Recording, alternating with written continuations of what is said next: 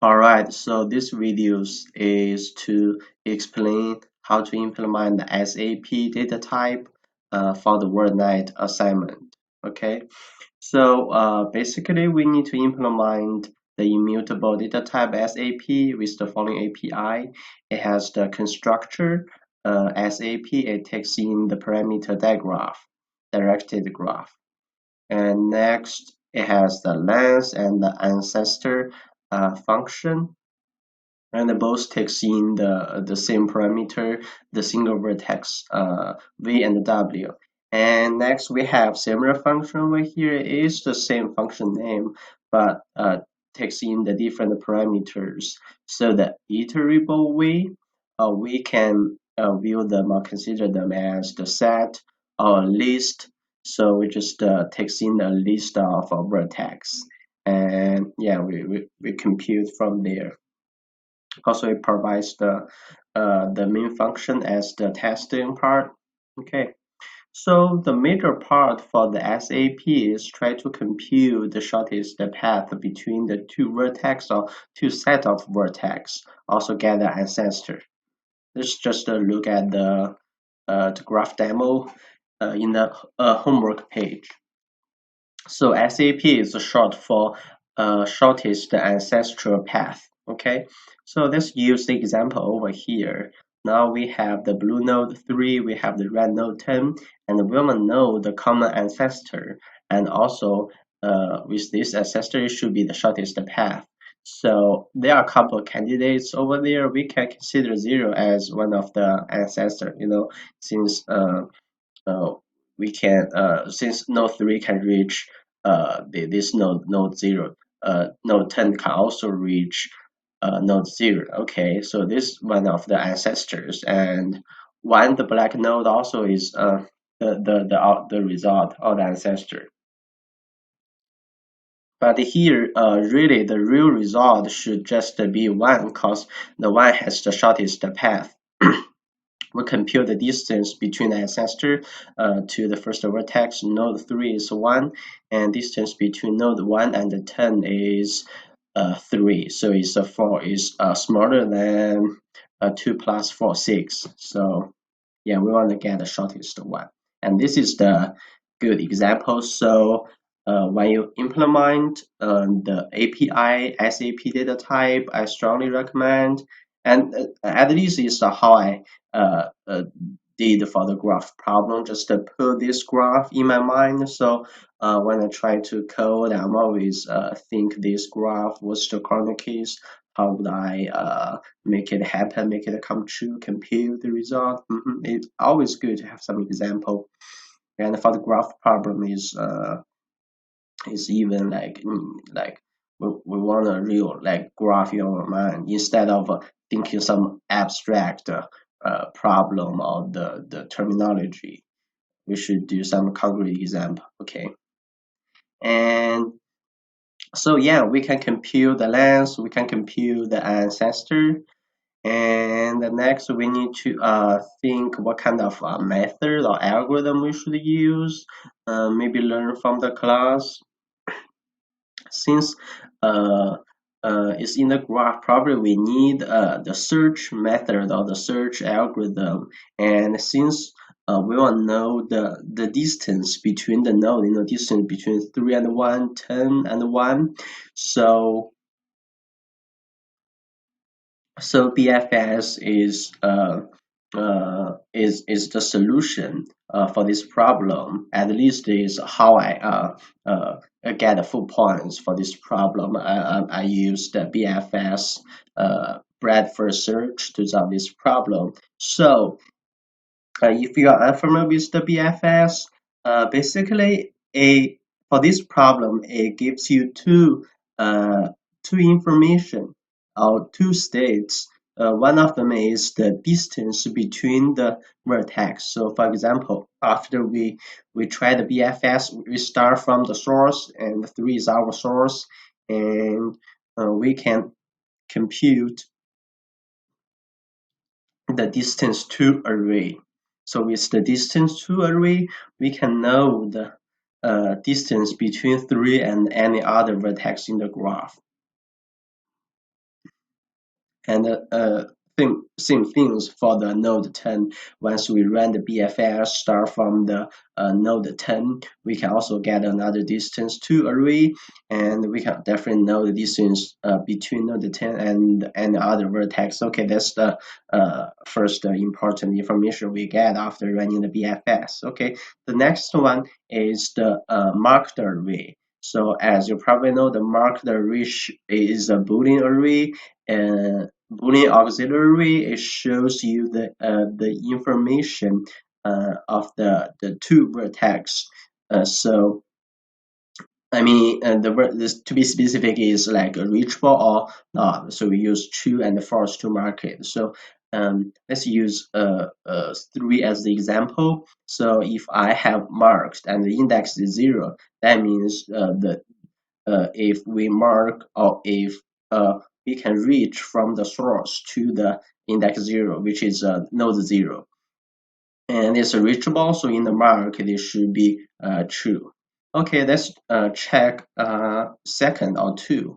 So in the marked 2, in the marked array index of 2, it should be false since we could not reach uh, uh, uh, 2 from 3 is unreachable. Okay, and based on that, we have the reachable states, we have the distance, we just compute for the minimal distance. Okay, we just search the all the vertex. We just consider maybe 0 is the ancestor.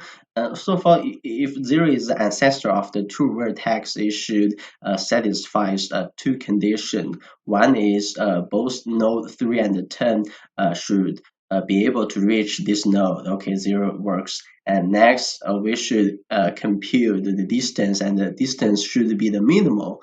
Okay, so if we start from 0, we compute that the 0 assumes the minimal so far, but if we compute 1, 1 is even shorter. So 1 is our result, and we just keep computing. Okay. And you may ask what happens if we compute itself. For example, want to know the distance 3 to itself is 0, but from a node 10 to a node 3 is unreachable, so we wouldn't care about this case. Okay, so yeah, that's pretty much about that. And yeah, let's worry about the least version of the vertex later. Okay, before we dive deep into the code, I think it's definitely be helpful to check out the BreadFirstDIrectedPaths class. Cause once again, remember, like what we really need is after running the BFS breakfast search algorithm, wanna get the distance to array information and mark the information. Okay, so let's check this class. So basically, the BreadFirstDIrectedPaths is compute the BFS based on the directed graph. And in the constructor, it has edge2, distance2, and mark. So the rest 2 is the information we need. Okay, and here's the definition for those arrays. And here's the function we're gonna call later. So here is has path two ways. So if we run the BFS on the source node 3 in the graph we used before, and we just check if there's a path between the node V and our source node, and also the distance to function or return the distance to with the index of V information. So those two functions gonna really be used in the in the implementation of SAP. So if you are unfamiliar with this class, definitely recommend to spend some time to work on this to understand it, how it works. Okay. So yeah, let's just dive into the code. So once I download the project, the zip file from the homework page, Just give me this as the initial setup. Okay, just go to the SAP. So first, let's start from easier function. Let's do SAP function, SAP constructor. Okay, since we need to build this immutable data type, I create this global variable.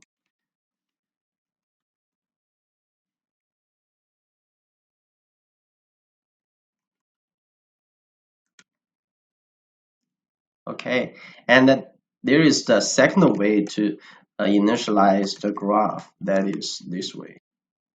Okay, well, definitely this is not the right answer because the graph is just the reference of that graph G. We don't want this. We want to create the entire copy to make it immutable.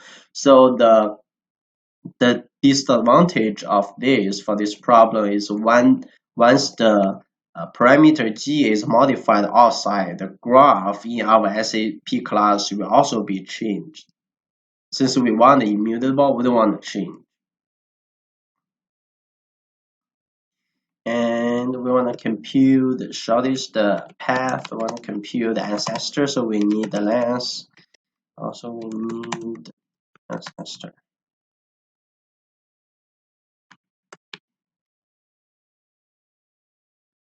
We'll make them private, so you can have access to it. So here we need to initial the length and the ancestor. For the length, the initial value I would do infinity. Since it's integer, it's going to be the integer the max value.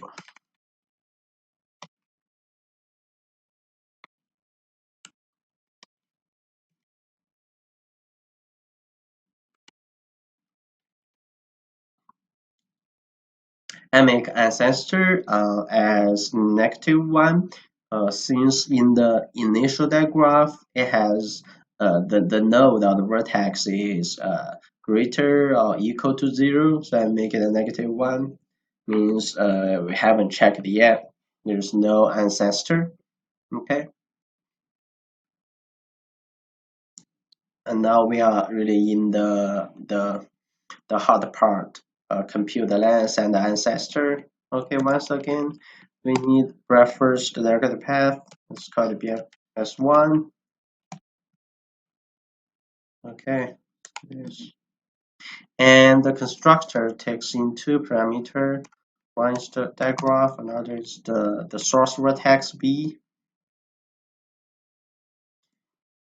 And we need to create another path, BFS2.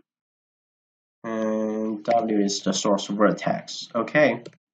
And once we have them, we just do the computation with those two BFS path. Okay. Once it's done, we return the result. Okay, now we need to write down the Hepler function.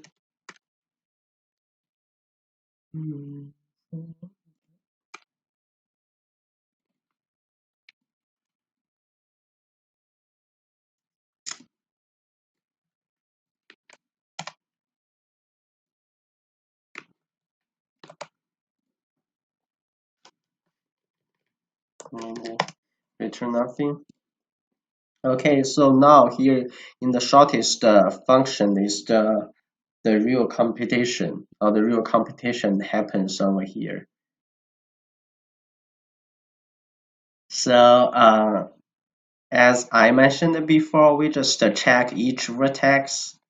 So the basic idea is we check each vertex.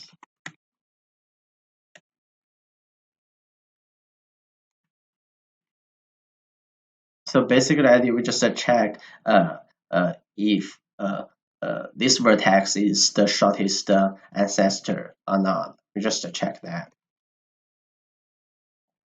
And we need two auxiliaries. One is, well, we can just call the function, you know. And first, we need to check if V or W can reach to this vertex or not. And our vertex is I over here. It start from 0 to the length of the vertex, the number of vertex. Okay, so BFS1 has pass 2 I.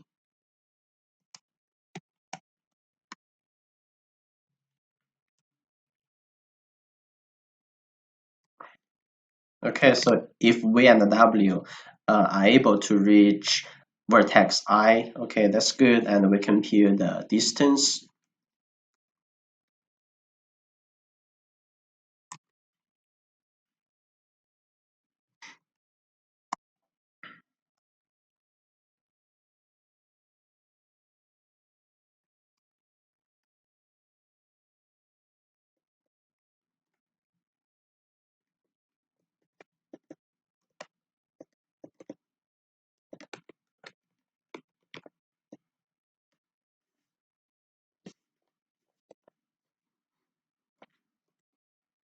Okay, so if our current length is greater than the current computation, current output, we just update the length since we want the shortest one. Okay, simple math.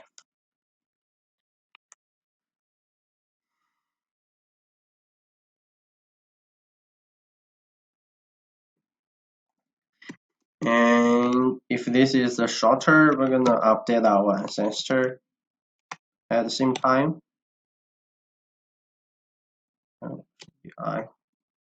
Okay, well, this should be good enough. And the only case we need to care about is if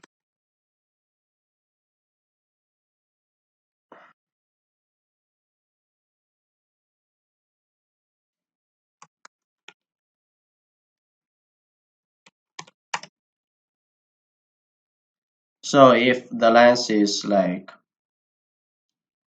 still the infinity or the max value of an integer, that means there's no such path.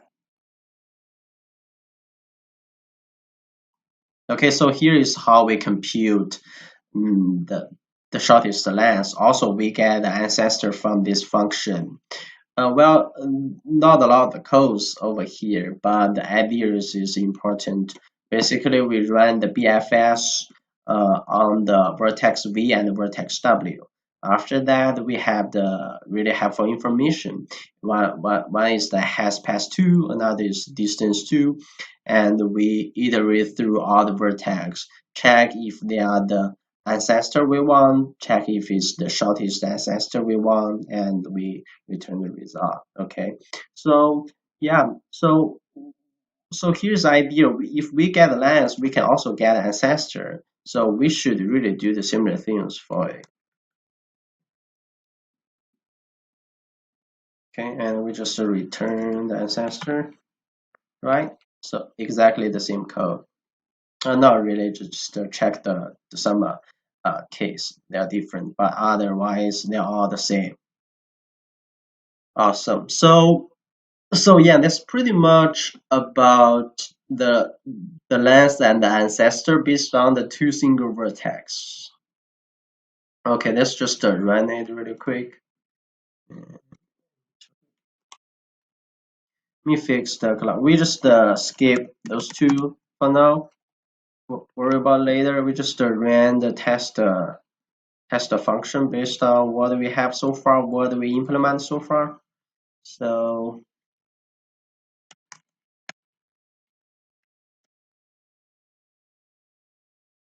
okay, looks good so far. And we're gonna okay, so for the test class or the test function, it takes in the first argument. The first argument is the name of the text, so we're gonna use the digraph. Okay, so in the digraph, it has the number of the vertex, the number of the edges, and the relationship between each edge or in each edge. Okay, and once we read through the digraph, we construct the digraph, we're able to build SAP class, and we just constantly taking the vertex v and vertex w. We return the result or compute the result. Okay, so right now we just wait. Okay, so it's waiting for us. We need to give it two vertex. So in the homework page, it has some sample execution. So one is 311. Okay, let's do 311. It's a 4-1. That's a good result. And 9 and 12. 3 and 5, awesome. Next is 7-2. Okay, now we have the error. The right result should be 4-0, but we have 3 and 5. And yeah, that means we have the bug. And that's the purpose why we need to test our function, right? Stop the code, stop the program, check that. And I believe the reason is we forgot to initialize, because each time when we takes in the new vertex, the length and ancestor are not updated yet or initialized. We need to reinitialize. I could speak.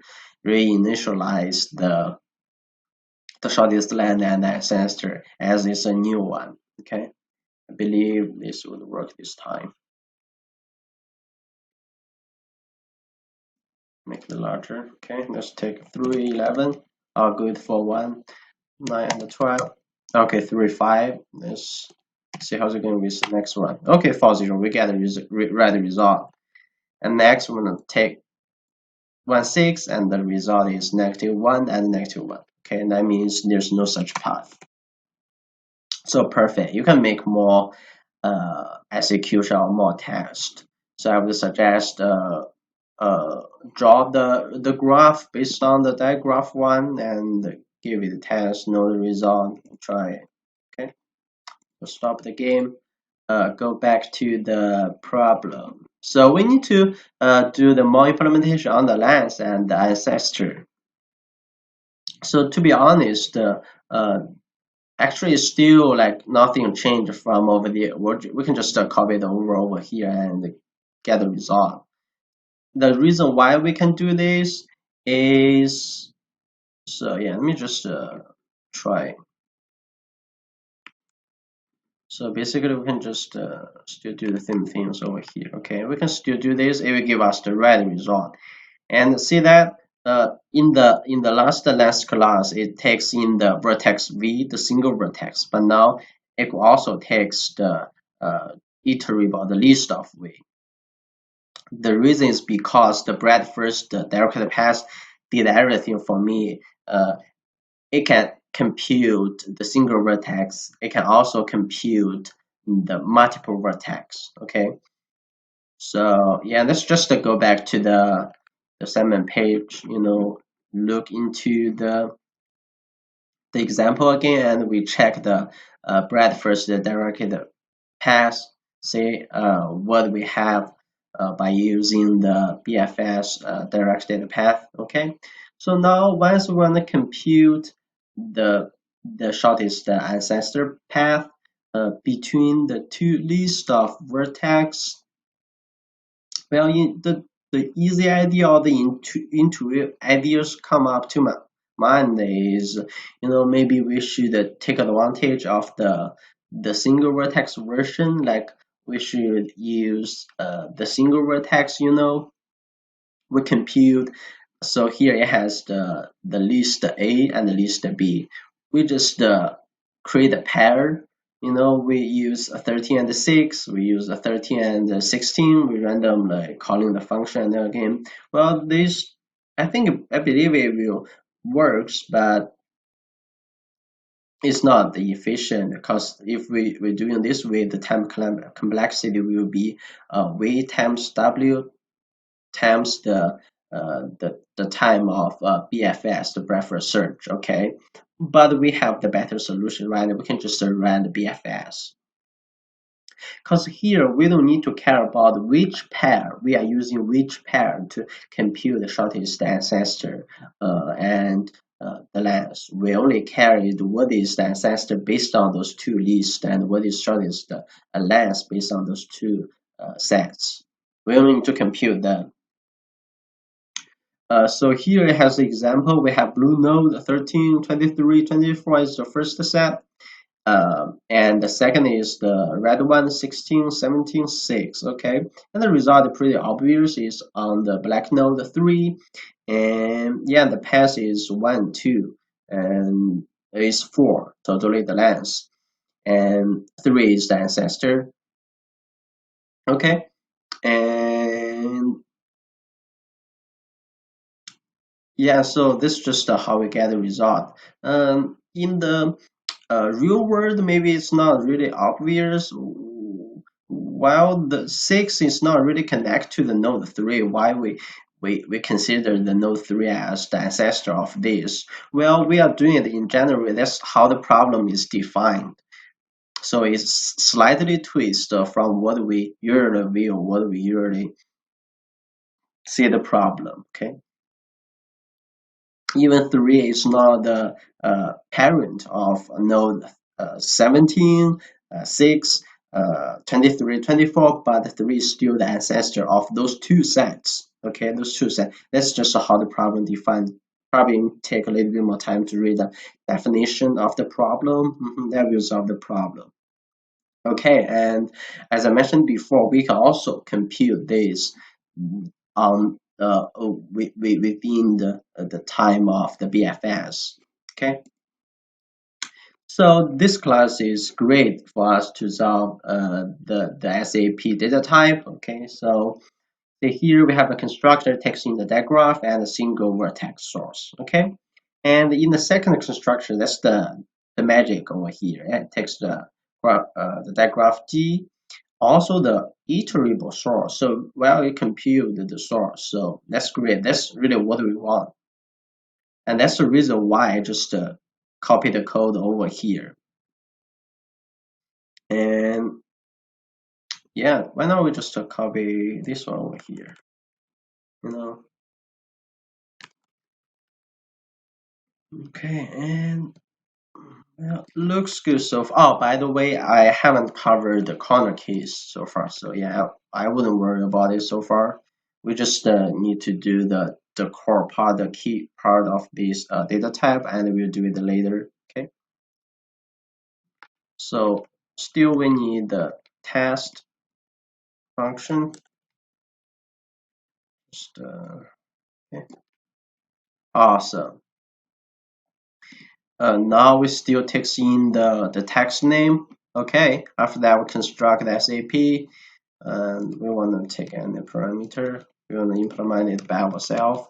So we want to create a list.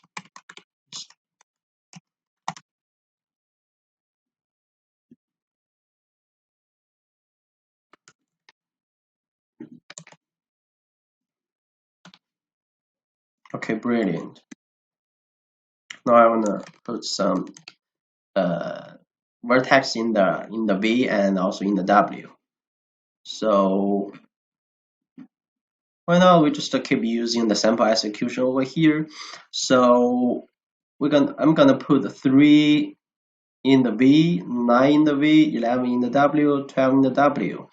And since looks like this pair has the shorter path, so I would say the result, what we expect is 3 and 5. Okay, so yep, 3, 9. Okay, so another one, 11 and 12 in the W.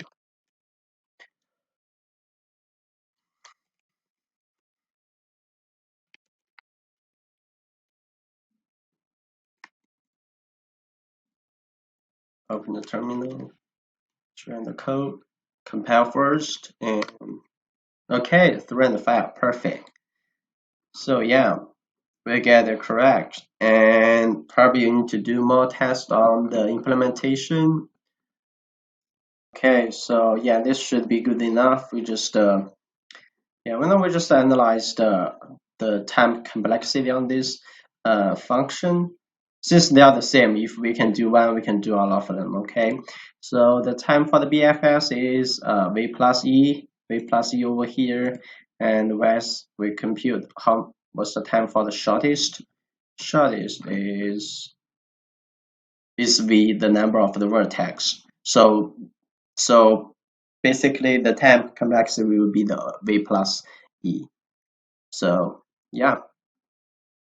And as the problem on the FAQ page said, SAP is kind of the bottleneck of the WordNet. If you want to do a really large computation, it has some suggestion over there. So if you want to get more point, 104, 105 on this problem, I would suggest to check the optimization. And yeah, they are helpful.